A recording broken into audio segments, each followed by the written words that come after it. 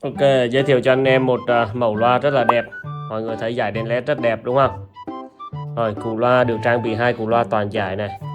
Phần bóc thì bằng nhựa ABS, thiết kế rất là chắc chắn và rất kín mọi người ha, dễ dàng tháo lắp ha. Các phím chức năng nằm ngay cạnh đây ha.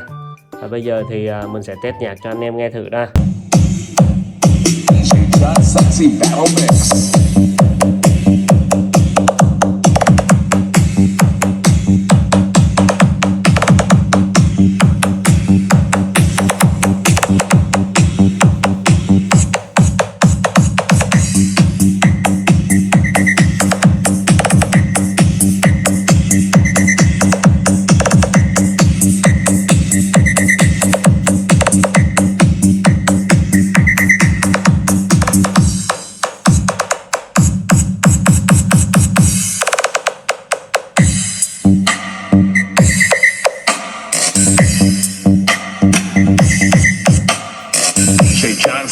Remix.